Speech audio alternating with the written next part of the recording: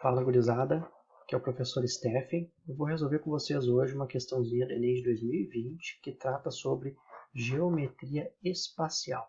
Olha só, um processo de aeração que consiste na introdução de ar num líquido acontece do seguinte modo. Uma bomba B retira o líquido de um tanque T1 e o faz passar pelo aerador A1, que aumenta o volume do líquido em 15%. E em seguida pelo aerador A2, que ganhando um novo aumento de volume de 10%. Ao final, ele fica armazenado num tanque T2, de acordo com a figura. Então, aqui o tanque T1, o processo, aqui a bomba, processo de aeramento, o tanque T2.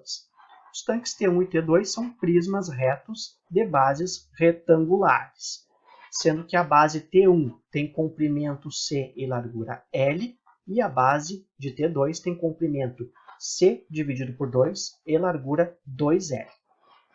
Para finalizar o processo de aeração sem derramamento do líquido em T2, o responsável deve saber a relação entre a altura da coluna de líquido que já saiu de T1, denotada por X, e a altura da coluna de líquido que chegou em T2, denotada por Y.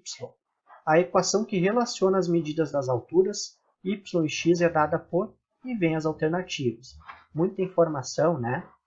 Vamos com calma que a gente resolve isso daí, não é tão difícil. Olha só quais são as informações importantes. Em A1, o líquido sofre um aumento de 15% no seu volume. Em A2, o líquido sofre um aumento de 10% no seu volume. Os tanques T1 e T2 são aqueles prismas de base retangular chamados de paralelepípedos. T1 possui dimensões C, L e X, no caso X é a altura, e C e L as dimensões da base. T2 possui dimensões C2 e 2L na base e Y na altura. E a pergunta é a relação entre X e Y, que são as alturas. Primeiro, vamos entender o que significa aqueles aumentos sucessivos de volume nos percentuais. Vou fazer um exemplo simples para entender aqui. Então, olha só. Imaginem a seguinte situação. Vamos usar dinheiro aqui para facilitar. Uma quantia de R$100 sofre um aumento de 15%. Então, a gente vai fazer ali 100 vezes 1,5, né, que é 1 mais a taxa decimal. Para não precisar fazer regra de 3, a gente usa um aumento decimal aqui. Então, 100 vezes 1, que seria o 100%, mais 0,15, que seria os 15%. Portanto, 100 vezes 1,15, que dá R$115. Só para vocês entenderem a ideia aqui desse aumento. Depois, sofre um novo aumento de 10%.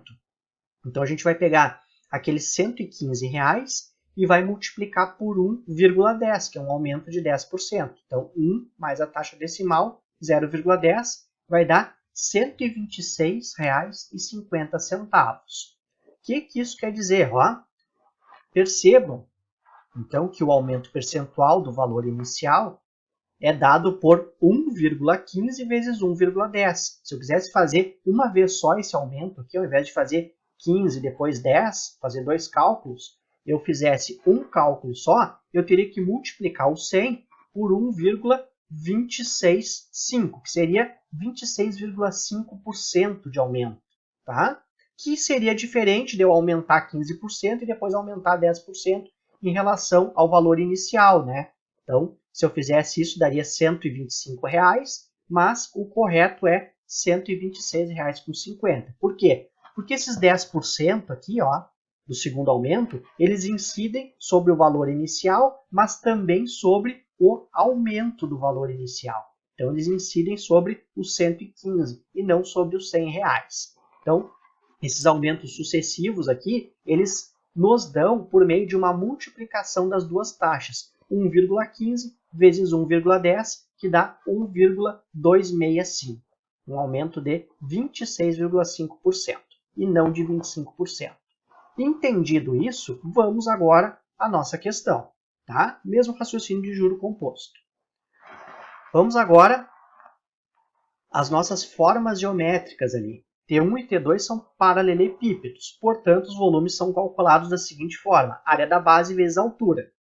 Tá? Então, o volume de T1 vai ser a área da base, que é C vezes L, vezes a altura x. E o volume de T2 é C dividido por 2 vezes 2L, área da base, vezes a altura. Simplificando ali o 2 de baixo com o 2 de cima, fica C vezes L vezes Y. Tá? Esse aqui é o volume do T1 e aqui o volume do T2. Agora, raciocínio é fundamental para resolver a questão, que é o que a gente fez antes ali. Ó. O volume em T2 é, na verdade, o volume em T1 com os devidos acréscimos de 15% e 10%. Como é que eu faço esses acréscimos aqui? Do jeito que eu mostrei antes ali. Tá? Então, vai ser 1,15 vezes 1,10, ó, o volume do T2 vai ser 1,15 vezes 1,10 vezes o volume do T1, que vai dar 1,265 vezes o volume do T1. Qual é o volume do T1? CLX. Então, o volume do T2 é 1,265 vezes C vezes L vezes X. Tá? Relacionando os dois volumes. Percebam que o volume do T2 é maior do que o volume do T1. Maior em quanto? Em 26,5%. Por consequência, então, ó, substituímos o VT2, volume do T2, por CLY. Temos que CLY é igual a 1,265 CLX. E agora está fácil relacionar X e Y, né? O C e o L são valores iguais aqui, ó. Então, o que a gente vai fazer? A gente vai isolar o Y, ó. Pega esse CL, joga para cá dividindo. Sabemos ali que o C e o L não são iguais a zero, né? Porque são as dimensões da base do nosso paralelepípedo. Então não vai dar problema dividir. O que eu posso fazer? Cancelo o C de cima com o C de baixo, o L de cima com o L de baixo. E nós temos que Y igual a 1,265x. Encontramos a relação por meio dessas fórmulas. Alternativa A. Um pouquinho chata de fazer, né? Mas o raciocínio em si não é complicado, como vocês estão vendo. Então, curtam aí, inscrevam-se no canal e até a próxima!